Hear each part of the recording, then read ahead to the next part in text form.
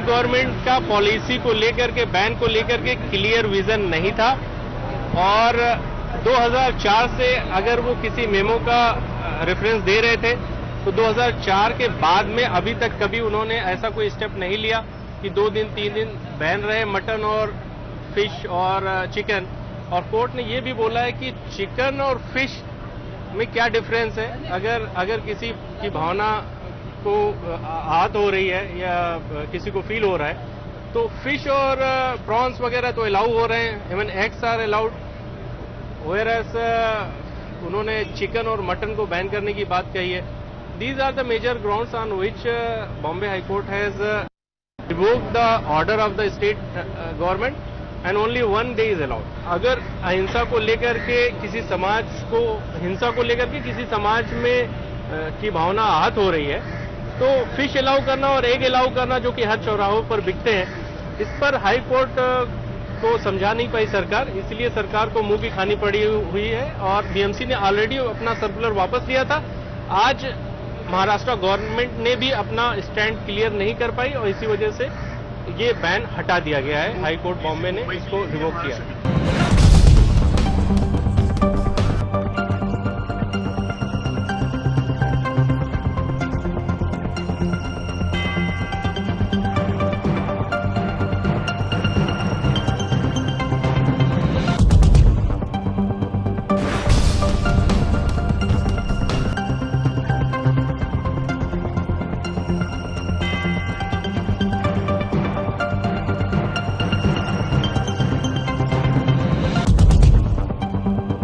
बड़ा डिस्कशन जो पुलिस ने अत्याचार किया है और जिस एरिया में हत्या की गई है, ना किसी ने ऑर्डर दिया है शूट एंड साइड का, ना लाठीचार्ज का, फिर भी ये किया है। इसी मुद्दे पर चर्चा होगी और इसी मुद्दे पर जो दोषित पुलिस वाले उन पर सजा होनी चाहिए, उन पर मुकदमा चलना चाहिए।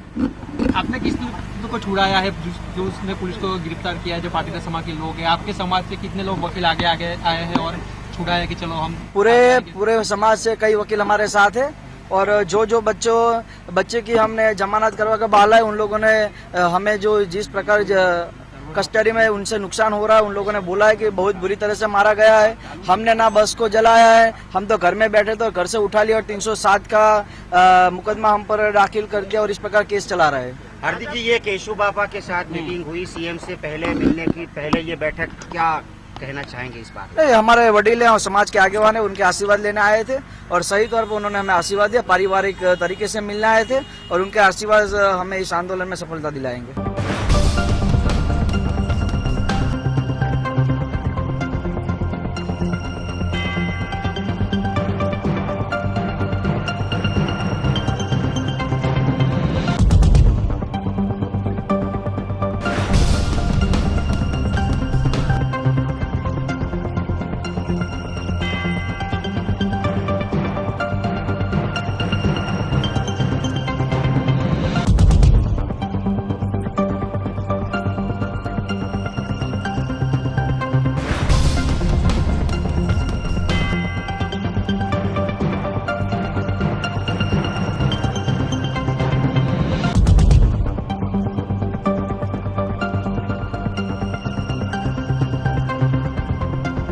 जितने गांव हैं 17 मुझे बताए हैं, हर एक गांव में जाऊंगा, हर परिवार को ढाढ़स बनाऊंगा। उनको वापस नहीं ला सकते, लेकिन जो बच्चे हैं, उनकी पत्नी है या परिजन है, उनको कोई तकलीफ ना रह पाए, इसकी मैं कोशिश कर रहा हूं और ये मेरे लिए मिशन है कि इनकी जिंदगी को मैं कैसे पटरी पर लाऊं। एक तरफ जहां अपराधियों को कड़ी सजा दिलवानी है, 1 लाख रुपए का इनाम घोषित किया गया है, SIT बनाई है, स्पेशल इन्वेस्टिगेशन टीम पुलिस की बनी है, अलग अलग टीमें ढूंढ रही है। आज पोस्टर और वो भी जारी कर दिए जाएंगे, टेलीविजन वगैरह में भी फोटोग्राफ पहुंच जाएंगे। तो इस स्तर पर अपराधी को ढूंढ रहे हैं और दूसरी तरफ मैं कैसे बाकी लोगों की जिंदगी ठीक चल सके, इसकी व्यवस्था जो बनाई जा सकती है वो मैं बनाने की कोशिश कर रहा हूं, क्योंकि हर परिवार मेरा है और हर एक बहन भाई से जो प्रभावित है मैं मिलने की कोशिश कर रहा हूँ। रोजगार की मैंने बात कही है, तो जहां संभव है, जैसे यहाँ आंगनवाड़ी में, और 5 लाख रुपए हम बैंक अकाउंट में भेज रहे हैं। कुछ जगह मैंने ये अगर संभव है तो वो अगर फिक्स डिपॉजिट करवाएंगे तो शायद 50,000 रुपया साल उनका ब्याज से भी आएगा तो उससे भी कुछ काम चल सकता है, एक रोजगार हो जाएगा। तो कोशिश ये है कि आंसुओं के बीच उनकी जिंदगी हम सामान्य बना सकें, ये मैं कोशिश कर रहा हूँ।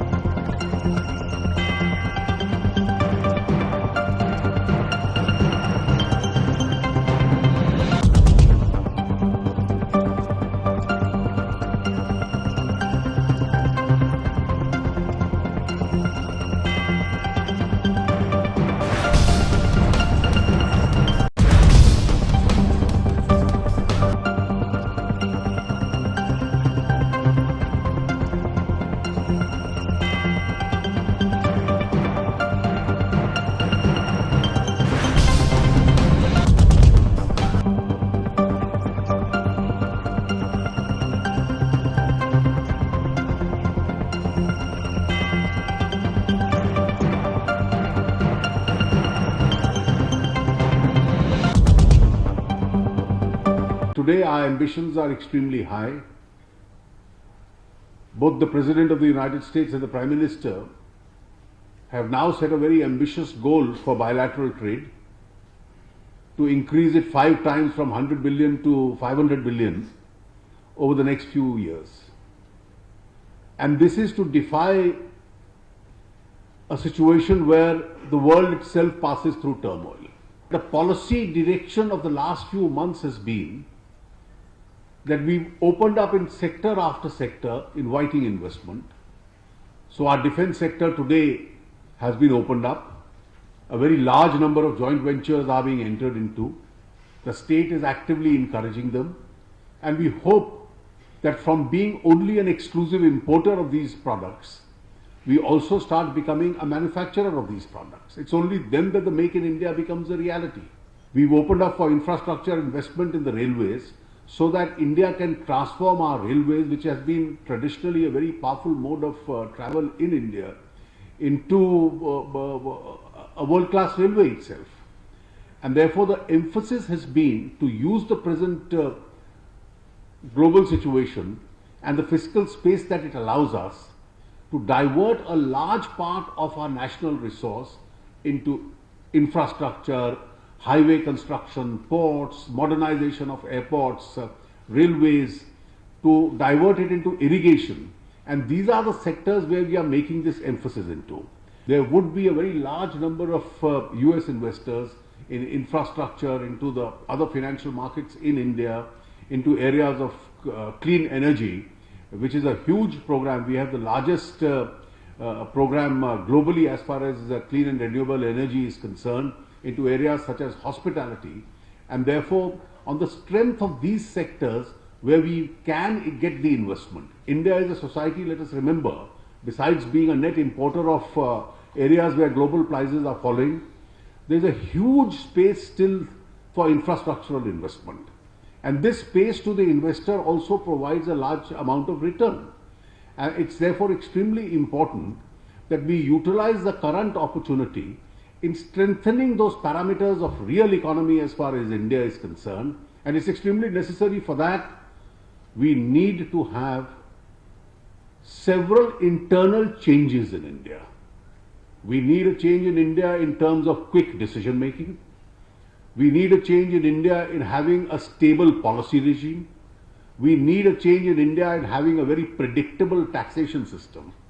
And we need a change in India in improving upon the ease of doing business processes. As far as taxation is concerned, we inherited a whole host of legacy issues.